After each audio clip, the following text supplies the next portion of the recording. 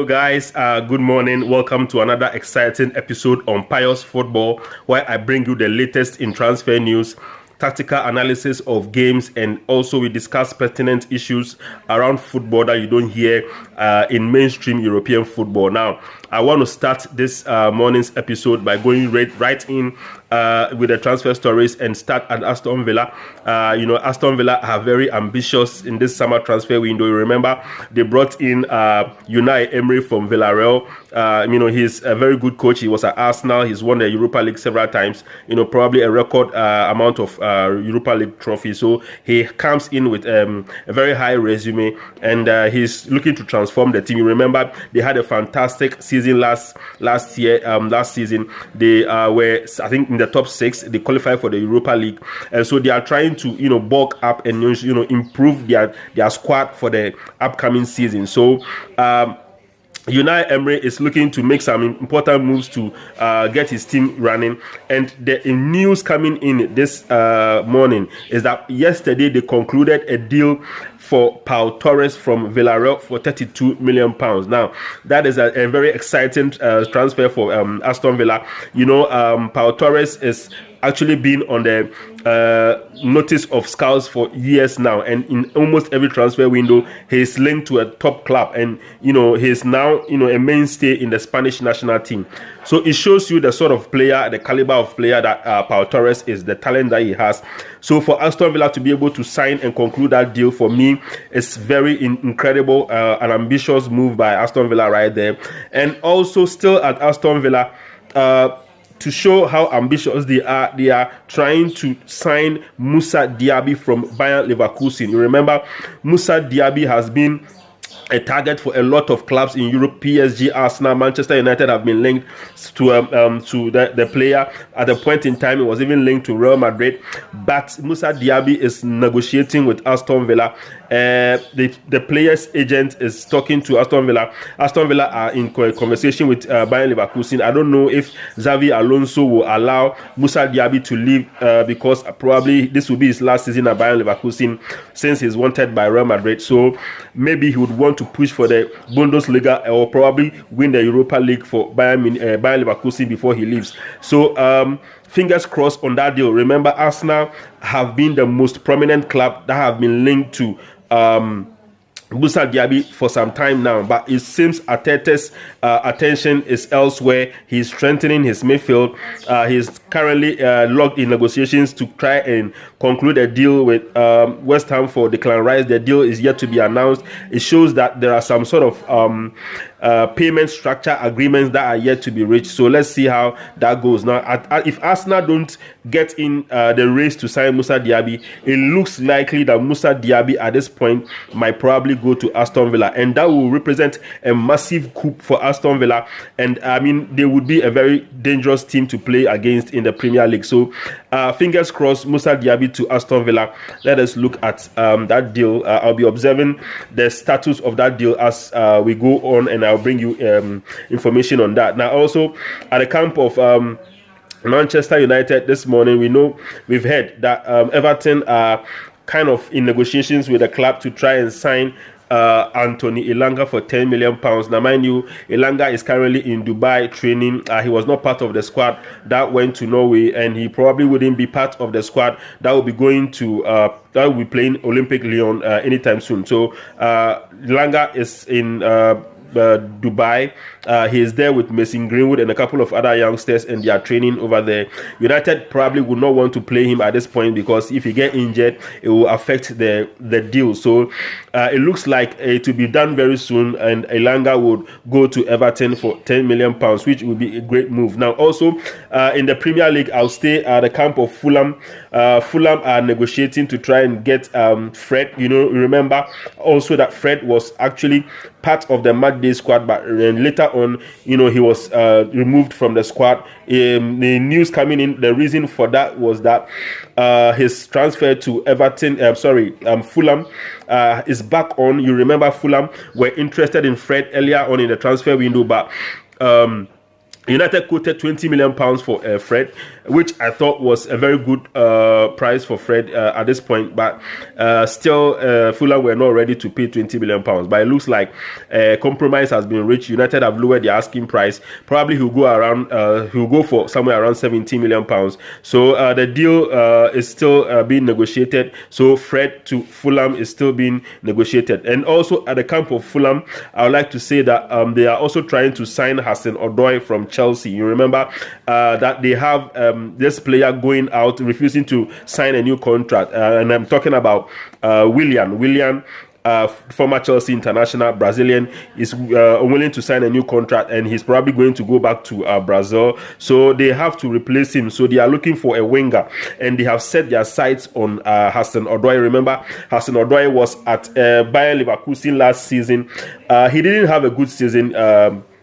At Bayer Leverkusen, he was plagued by injuries, and then he was probably out of form much of the season. So he didn't get a lot of playing time there. So Chelsea definitely are not looking to play him. He wouldn't have a place at Chelsea as things stand.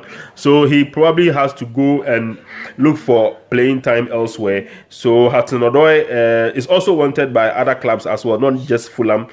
He's wanted by Crystal Palace and I think Nottingham Forest. So for now, it looks like Nottingham Forest and Fulham have been the teams that have shown most interest. So let's see how that goes. If Hudson-Odoi will end up at Fulham, I think it will be a good move if Fulham can sign Hudson-Odoi. Because I mean, the boy has stayed in Chelsea for years. He came to Chelsea when he was 8 years old. He stayed in London for all this while. So I mean, if Crystal Palace and Fulham are interested in him, he will probably stay in London. That is why I'm thinking that he will probably go to Fulham, because it's still in London. Nottingham Forest is somewhere he wouldn't want to. Maybe he doesn't want to move out of London. So let's see how that move goes. Also, I like to talk about the issue of Joao Felix. Now, just news coming in. I saw it late last evening. I wasn't sure about it, but I had to verify this morning. And the information that I'm getting is that news coming in from Spain is that Atletico Madrid are interested in a loan move for Joao Felix. They want to send him out on loan. They don't want a permanent transfer. And the reason why they don't want a permanent transfer is because the value of Joao Felix has been affected. He has a lower value now than he had last season because of his stint at Chelsea. He didn't really have a good season. It was more of an average performance for Chelsea. So his price, which was valued at 120 million euros, is probably now somewhere around 60 million euros. Atletico Madrid bought him from Benfica for a world record 120 million euros. So they are looking to recoup much of that money, and they don't want to sell him now because they know that the price will be very low. So they want to gamble on a loan. Hopefully, if he has a good loan move and the value goes up, then they will be able to sell him. I said in my previous episode, that the manager, the Argentine manager at Atletico Madrid, Diego Simeone, has said that he doesn't want to play. He doesn't want to work with Joao Felix. Joao Felix also doesn't want to work with Diego Simeone because of his playing style. He criticized his playing style when he was at Chelsea on loan, which was a bad move for me. But now he seems to have a problem with the manager. Even coming back from training, I think 2 days ago we saw some very nasty in pictures on their training grounds where Joao Felix removed his training attire and walked out of training, probably because he was angered by the manager. So there are teams that have been linked to him: Newcastle United, also I think Aston Villa, and then also Manchester United. Now I don't know about Manchester United. I don't really believe in that rumor because, to be honest, I don't see where Joao Felix will fit in at Manchester United, unless maybe we intend to play him as a false nine, because playing him from the left wing, Rashford is there, definitely going to start. From the right wing, Anthony is there. Of course, Joao Felix can play from the left wing, but from the right wing, but he hasn't played there in a while, and that is not his position. Really, he's not really a left-footed player, although he can play with both feet. So I don't see him playing in that position. The number 10 position, which is his ideal position, is where Bruno Fernandes plays. So I'm not sure that the rumors of Joao Felix loan move to Manchester United are true.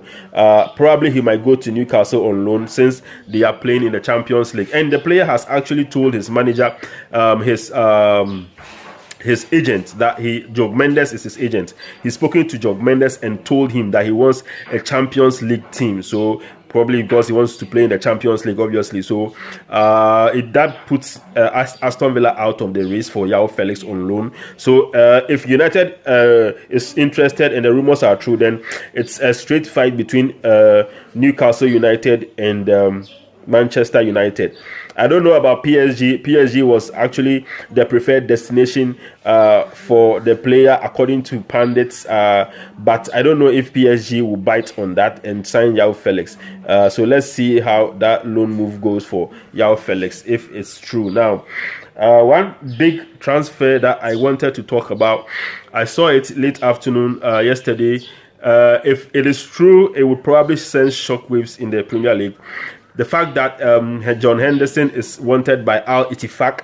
Remember, Al Ittifaq in Saudi Arabia is coached by Steven Gerrard, so he knows Henderson a lot. So it's no surprise that Steven Gerrard wants Henderson in the Saudi league to help him. But previously, it was noted that John Henderson was not interested in that deal. He felt that he still can play at top level at Liverpool. Remind you, he is still the captain. He's in very good physical condition. He is a mainstay in the English national team. He's loved by Gareth Southgate. So, and he has an eye for a place in the Euros next year. So, is he willing to go to Saudi Arabia? I'm not sure, but that was thought to be the his opinion before. Now, the news coming in is that he's now reconsidering his decision not to go to Saudi. Why? Because apparently they have given him an offer of £700,000 a week. £700,000 a week to play for Al Ittifaq. And that amount that was offered to him is thought to have sort of caused him to reconsider his decision to stay at Liverpool. So I'm told that he's considering the offer with his family, and a decision would be made soon. Now, if that happens, that means that the Saudis are sending out a clear message that we can come for any player in the Premier League as long as he is willing to make the move. Now, that is a very ambitious move by the Saudis. So let's see how that move goes for John Henderson to Al Ittifaq. Lastly, I want to dwell on the game playing in the background as highlights of the Manchester United versus Leeds United game. It was played yesterday at 3 p.m. I told you guys that I will bring you some tactical analysis of the game and see how Mason Mount was deployed and other talking points. Now, as usual, the manager fielded in the formation 4-2-3-1, his preferred formation 4-2-3-1. Where he likes to have a clear number 10 and then two central midfielders, one a box-to-box and the other a deep line defensive midfielder. And then if you look at the lineup, you can see that we didn't have our top goalkeepers there. So I think Tom Heaton was there to start. He started. Lisandro Martinez back from injury. Varane also starting. He was the one who captained the team. In midfield, he had Kobbie Mainoo. You remember, I said that Kobbie Mainoo is actually part of the team, and he's looking forward to kind of coming into the mainstay team this year, because last year he had some cameo appearances. He was really good. He's still pushing through to try and find a place in the team, and it looks like Ten Hag actually likes the boy. So I mean, he started in the deep line defensive midfield role alongside Mason Mount. Now, as I said before, Mason Mount is going to slot in the Christian Eriksen position as a number 8, and that is exactly where Ten Hag played him yesterday as a number 8, right beside Kobbie Mainoo. And then he played the Tunisian international Hannibal Mejbri, who was on loan, remember, at Birmingham. He had a very good season at Birmingham last year, and also was very good with Tunisia in the Asian Championship. He won the Asian Cup with Tunisia, and also he also did well in the Cup of Nations. So Hannibal Mejbri right there in the number 10 role, because Bruno Fernandes is yet to come to training to appear for pre-season. He's still resting because he played a record number of games last season. So the manager wants to give those players who played a lot of games last season a lot of rest, and so instead of Bruno Fernandes, Hannibal Mejbri was the one who was slotted in there. Now on the wings, he played Omari Forson, also a very good player in the academy, and also on the left, on the right flank, he played Amad Diallo. You remember, he had a very fantastic season on loan at Sunderland, and he's looking to push for a place in the first team, challenge Anthony for the position of the right winger. Amad Diallo also played from the right wing, and then in attack, as a false nine, he played Jadon Sancho. Now this shows that we are lacking. We don't have a striker, so Martial is injured. So looking at the way our arrangement is, we probably have to increase our desire to kind of get in a number 9, because you can't rely on Anthony Martial the whole season, as last season proved. So I mean, if you look at the game, it was good. We controlled much of the game. Mason Mount was in action. He controlled much of the game. He was thick in action, right from the beginning. On the onset, he was involved in action. He had a very nice lob over the keeper. He tried to score. It would have been a fantastic goal for him. But in all, it was a good run for the team. You remember yesterday I mentioned 2 players that you should watch out for.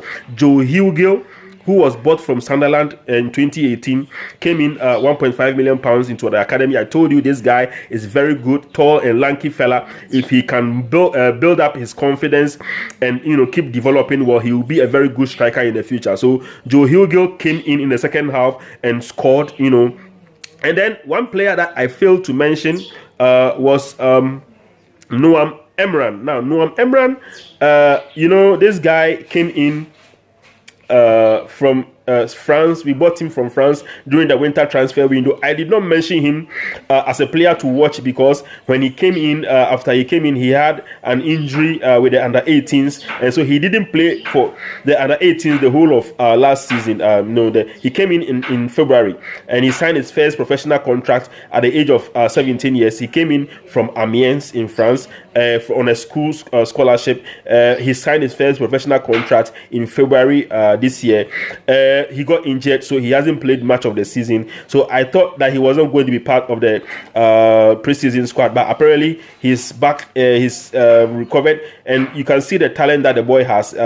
He's a French talent. He's very promising, and he's very good on the ball. And he scored a goal in the second half, and that I think somewhere in the 60th minute. So Noam Emran would definitely a player to watch out for. I'm sure that Erik ten Hag will give him another cameo in the game against Olympique Lyon somewhere next week. I think probably is it at the weekend. We'll play the game at the weekend. I think it's on Saturday. So yeah, United Lyon. Let's see if we can see Noam Emran again in the background in your shot. And then also I like to talk about a player that I spoke about yesterday, the Norwegian player Isaac Hansen Aroyn. Now, this boy is a central midfielder. He can play as a number 10. He can play as a central, as a number 8. He's so good. He's so good on the ball. When I watch him, the player that comes to mind is this Danish international who won the Ballon d'Or, I think somewhere in the 80s. This guy, he won the European Championship for Denmark in '92. He was part of the team. What's his name? I don't remember his name. He was so good. He played for Real Madrid and Barcelona. I don't know if I can remember the name of this guy. He reminds me a lot about that player. He plays so well. He's so good on the ball. And yesterday he showed, he gave a very good assist, a beautiful assist to Noam Emran to slot in for the first goal. So, interesting play from the team. I mean, Ten Hag is definitely going to use a 4-2-3-1 formation going to the season, and it shows that Casemiro and Mason Mount will play as the two central midfielders in midfield, and then Bruno Fernandes will slot in ahead of them as the number 10, and then probably we will have Anthony and Rashford on the wings, and then if we can sign a striker, maybe Højlund will come in and be our striker. So probably we can know the team that Ten Hag will play for the first game against I think our first game is against Wolves. So I think pretty much name the lineup looking at how the game went today and where Mason Mount was deployed. I'm not sure Ten Hag will change much from the starting lineup going forward into the new season. So basically that is what I have for you this morning. I'll be bringing you more analysis going on as we start in the preseason. More teams, I think Arsenal, and then Borussia Dortmund played yesterday. I'll be bringing you more action analysis as the game starts, coming through. So let's see how that goes. Now, if you like this video, I want you to like the video and subscribe to the channel Pious Football. I'll be bringing you more transfer news and analysis going forward. So thank you very much for listening. Bye.